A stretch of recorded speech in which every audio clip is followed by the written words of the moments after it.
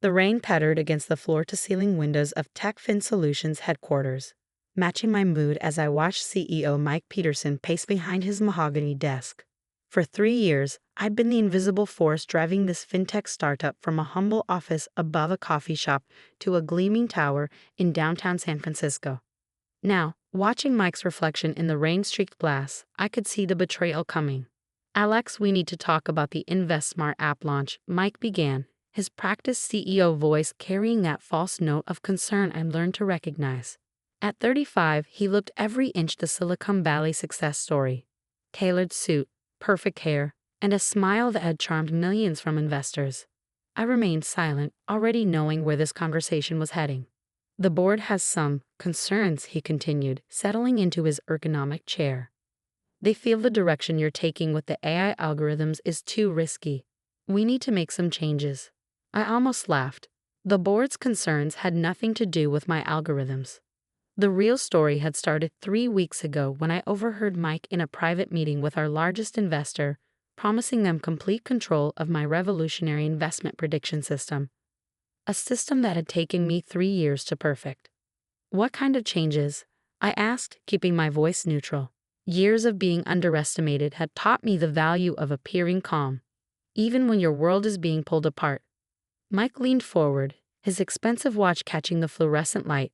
"We're bringing in a new development team. Jeremy Kingston from Goldman Sachs will be taking over as CTO. Your role will be redefined." Jeremy Kingston, the same man who tried to poach me 2 years ago, offering triple my salary to jump ship. I declined, loyal to what I thought was my company, my vision. Now I understood why he'd stopped pursuing me. He found an easier way to get my work. "Redefined?" I echoed, watching Mike squirm slightly under my steady gaze. "Look, Alex," he sighed, dropping the corporate speak, "you're brilliant with code, nobody denies that. But taking this company public requires a different kind of leadership. Someone with the right presence." Presence. That was code for someone who looked better in press photos. Someone who attended the right schools. Someone who could charm investors over golf instead of impressing them with actual innovation. Someone like Mike. "The separation package is generous," he continued, sliding a folder across his desk.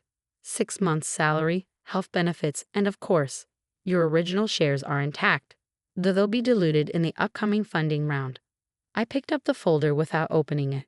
"And the InvestSmart algorithm?" Mike's smile turned cold. "That belongs to TechFin. You signed an ironclad IP agreement, remember? Everything you developed here is company property." I did remember. I also remembered something else. Something that Mike, with all his MBA wisdom, had never bothered to understand about truly innovative technology. "Of course," I said, standing up. "Will that be all?" Mike looked almost disappointed by my calm acceptance. He'd expected arguing, tears perhaps, or empty threats. "Security will escort you to clear out your desk. Standard protocol, you understand. Oh, and we'll need your access codes. All of them." I smiled, thinking about the elegant trap I'd laid months ago when I first noticed Mike's increasing private meetings, the whispered phone calls, the way he'd started excluding me from investor presentations. "Check your email. I've already sent them over." Mike blinked, surprised by my efficiency. "Well, good luck, Alex. No hard feelings." I walked to his door, turned, and delivered the line I'd been practicing since I'd discovered his betrayal.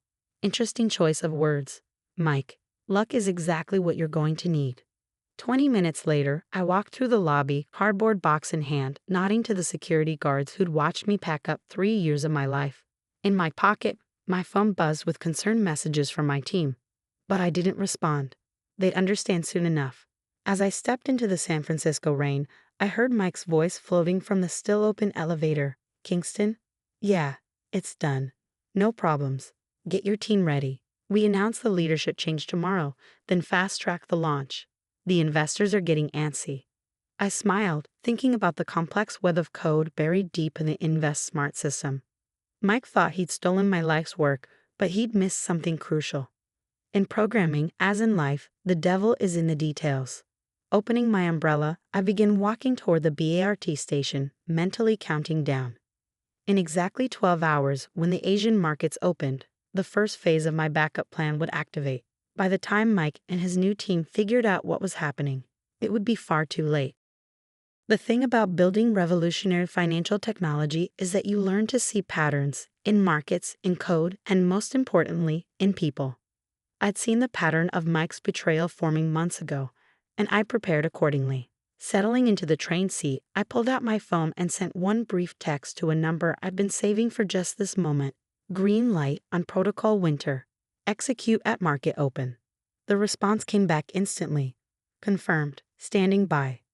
I leaned back, watching the city lights blur past the rain-streaked window, and thought about what tomorrow would bring. Mike thought he'd won, thought he'd secured his golden parachute at my expense. He had no idea that he'd just initiated a sequence of events that would shake the very foundation of his carefully constructed world. Tomorrow would be interesting indeed. The next morning, I sat in my favorite coffee shop across from TechFin's headquarters, laptop open, watching the chaos unfold through the financial data streaming across my screen. Right on schedule, at 9:30 a.m. Eastern Time, the first tremors of what I'd set in motion began to appear. My phone buzzed, a news alert from TechCrunch. TechFin Solutions announces leadership shakeup ahead of major product launch. The article featured a photo of Mike and Jeremy Kingston both smiling confidently, promising revolutionary changes to the financial technology sector. If only they knew what was coming. At precisely 9:45 a.m., my phone rang. The caller ID showed Lisa Chen, Goldman Sachs Investment Division. "Morning, Lisa," I answered, taking a sip of my espresso. "Alex, what the hell is going on?" Lisa's usually composed voice carried an edge of panic. The compliance team just flagged serious anomalies in TechFin's InvestSmart documentation. The entire $50 million funding round is on hold. I smiled, remembering the careful breadcrumbs I'd laid in the system's documentation. "Really? That's concerning. Have you spoken with Mike Peterson about it?" "He's not answering his phone," Lisa replied. "Alex, you know something. Talk to me. Check the algorithm's core validation protocols," I suggested, particularly the sections authored by the supposed development team over the last 6 months. I heard rapid typing on her end, followed by a sharp intake of breath. These timestamps, these signatures. "Alex, are you saying?" "I'm not saying anything, Lisa. The code speaks for itself." Another call beeped in. Mike Peterson. "Got to go, Lisa. Keep digging." I switched calls, putting my phone on speaker so I could continue watching the market data on my laptop. "What did you do?" Mike's voice was barely controlled fury. "Good morning to you too, Mike. Enjoying the new leadership transition?" "Goldman just froze our funding. The other investors are calling. The system's throwing up red flags everywhere." "Interesting," I cut in. "Have you had a chance to review the core architecture of the InvestSmart system? The real one, not the modified version Jeremy's team has been fumbling with for the last 12 hours?" Silence. Then, "What do you mean, modified version?"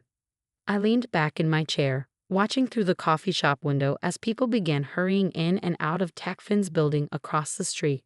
"You see, Mike, when you build a truly innovative AI system for financial prediction, you have to think about security, not just external threats, but internal ones too.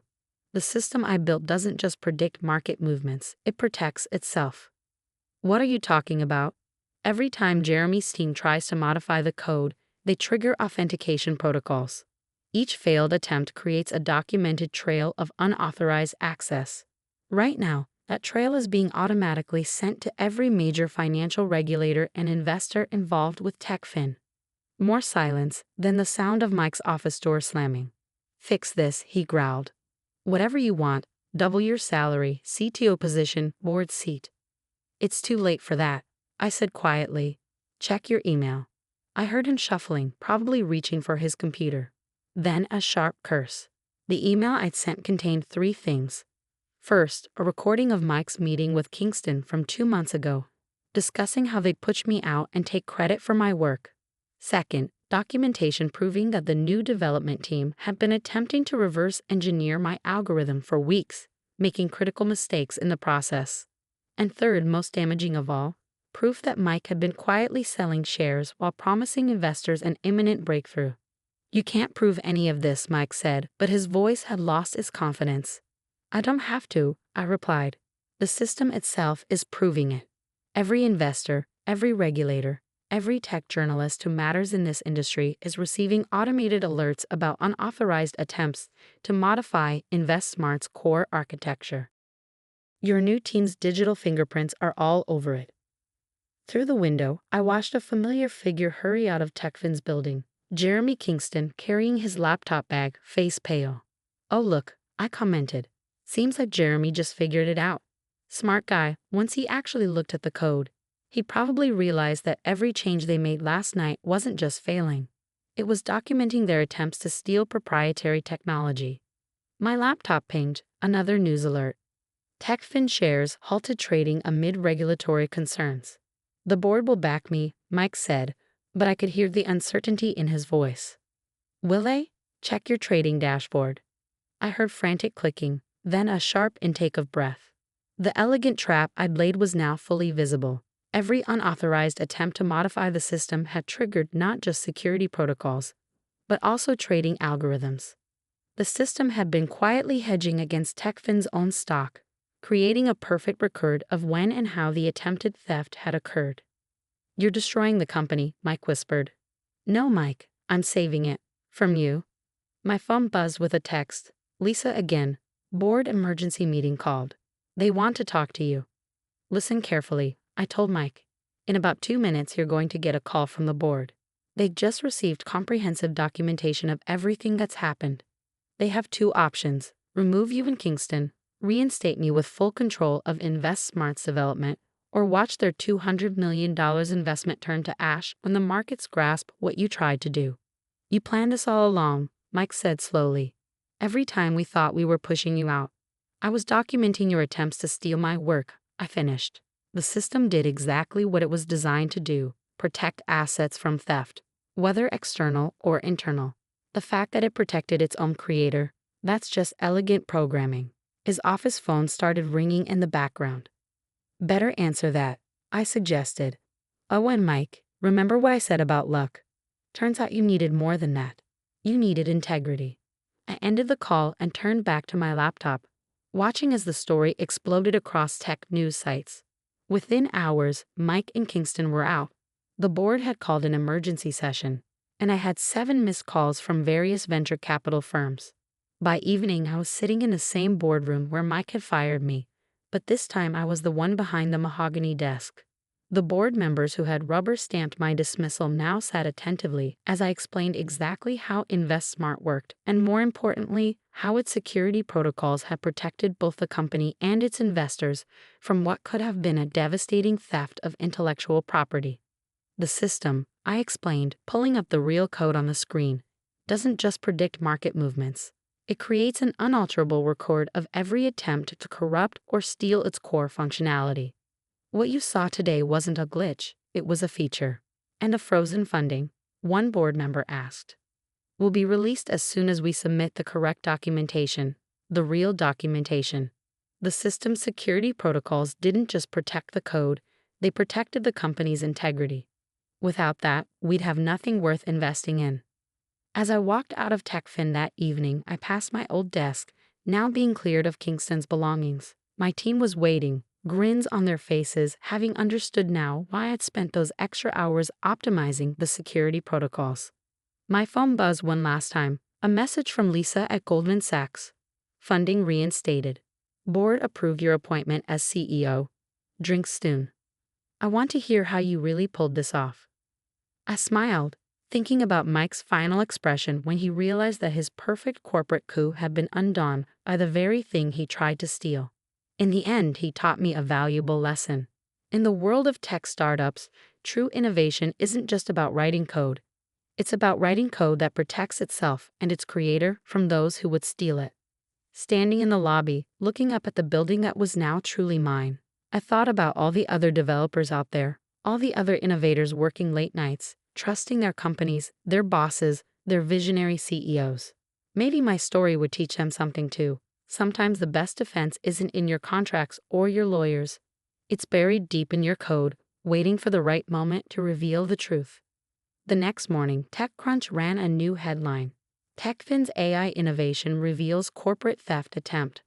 A new era of self-protecting technology. Below was a quote from an unnamed board member. "We thought we were getting a revolutionary investment algorithm. What we really got was a lesson in how technology can enforce corporate integrity."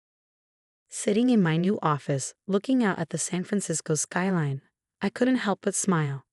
Mike had been right about one thing: taking the company public required the right kind of leadership. He just hadn't understood what kind that was. Opening my laptop, I began typing a new message to the development team. Let's build something they can't steal. Because in the end, true innovation isn't just about creating something valuable. It's about ensuring it remains in the right hands. And sometimes, the best way to protect your creation is to teach it to protect itself.